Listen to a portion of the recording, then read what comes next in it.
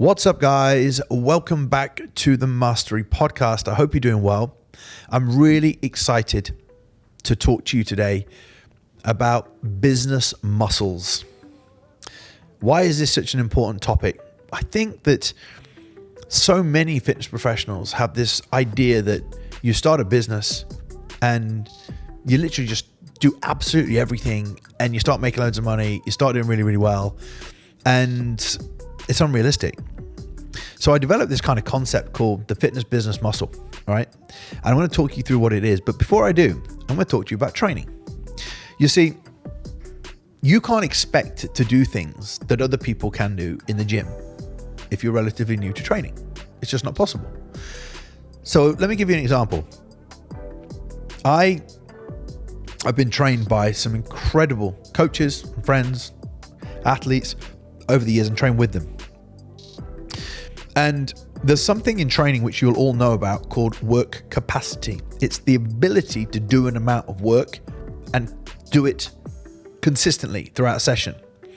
Your clients, when they start with you, they don't have that capacity. So your clients might do 30 minutes of weights and just look knackered and tired. You might do 45 minutes of weights at a pretty high intensity for the first 20 minutes, but you can't maintain that intensity for 45 to 50 minutes. What are we noticing here? Well, whenever you start fitness, weight training or anything, you develop a level of work capacity. So if you understand anything about programming, if you got somebody relatively new to training, you're not going to do an hour of intense weight training straight off the bat. They just haven't got the work capacity, the endurance, the lactic acid, the ability to buffer lactic acid. And you've noticed clients feel sick, and trainers who put them through an hour workout and do a drop set or a triple drop set or try and do too many sets, the client feels sick. Well, they haven't developed the training muscles. They haven't developed the conditioning to be able to do that. As you develop training wise, you start to be able to handle more loading. You start to be able to handle more capacity. And somebody who's been training since he was 16, 17, I'm 45 now, I can really go at it in a training session. But if I have a few weeks, 4 or 5 weeks where my intensity levels dropped a little bit, I have to work my way back up to that level. And you won't find a business coach who's been doing coaching as long as I have, and somebody that's actually still heavily involved in coaching like I am, and the business side. And what I watch on a day-to-day basis is how few coaches have the fitness business muscle. And the reason why I talk to you about training is because you can't expect to build a 6-figure business or even a 7-figure business if you've not done the foundations of a 5-figure business. You can't expect yourself to juggle personal training, online coaching, content creation, email marketing, program design, studying straight off the bat. What you have to do, just like training, is you have to develop the muscle so that you can handle the work capacity. It blows my mind how much I get done in a day. It really does. But it used to frustrate me, go back 7-10 years ago, that I couldn't do a lot in a day. However, when I'm talking to business, that was something that I had to build up stamina. In training, I train with the best of them. Give me giant sets, give me tri-sets, give me triple drop sets. I'm fine. I've got a high threshold. I've got a lot more muscle. I'm a lot more experienced and conditioned. And therefore, you can throw a lot at me and I'll get it all done. And I'd keep growing and progressing and recovering. So in business, I talk a lot about the many hats of a professional. Now, that's why I talk a lot about, if you've got one business, put all your efforts into that one business to make it a success. Then you can add a second business in. Then you look at it like this. On a given day, if I tell somebody, let me look at this. I tell you to do your 6 or 7 personal training sessions for a day, every day, 5 days a week. I'm going to tell you to make sure your programming and research for your clients is all done. I'm then again going to get you to do your content on social media. I'm going to get you to outreach to 25 to 30 people a day. I'm going to get you to send 1 to 2 emails a week.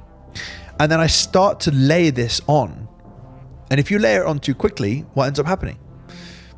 I can't do that. I don't do that. I'm frustrated that I wish I could have done this. And you're basically trying to do too much too soon. One thing I love about business is that this muscle, like the training muscles, they grow and they can develop. And so the reason why I wanted to put this episode together for you was to help you to understand that everything that you've been doing for the last 3, 5, 7, 10 years in training, maybe even more, you've been developing your physical muscles to be able to handle work capacity, to be able to train at a level of intensity. And if you've kept pushing yourself, if somebody came in the gym and watched you train now, they'd be like, how do you handle that amount of weight, that amount of reps, that amount of sets, and do it all so well? Because I've been doing it a long time. But did you start off like this? No, I did 3 full body workouts a week, and now I'm working on 5 to 6 workouts a week. Oh, wow. What's the time frame? What's the stepping stones towards that? I want to assure you here that your fitness business muscles can be developed, where you can juggle a lot of things. And then you end up like me, not only coaching and teaching, but you're also juggling a lot of different people. You know, I'm in the studio today filming podcasts. This afternoon, I'm speaking to my team. I'm working on my own education. I've got ads to record for. I've got other team members to speak to. I've got work to put together for my team. The list goes on. It'll all get done. That's the point. For you, you've got to actually audit your muscle right now, your business muscle, and say, okay, I can do 5 to 6 personal trainings a day. I can do 10 to 15 DMs a day. I've not got much bandwidth for anything else. Bandwidth. I haven't got the ability yet to handle all that without getting utterly exhausted.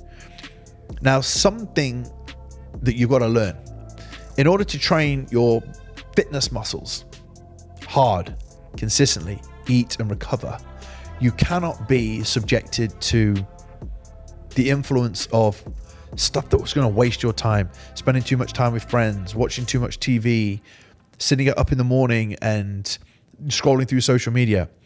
To build your fitness business muscles, you've got to be working on your business all the time. And you've got to be getting up, you got to have a structure. And if you did and you weren't distracted, you'd be able to develop the fitness business muscles so much quicker than most people. But you need to look at your life and say, where's the distractions? What are the things that are taking me away from building my fitness business muscle? Just like training. What is the crap food I'm eating? Am I staying up too late? Am I not giving 100% to the training session and preparing before I go? These things affect how your fitness muscles develop. They affect your fitness endurance and your work capacity. And it's exactly the same when it comes to business.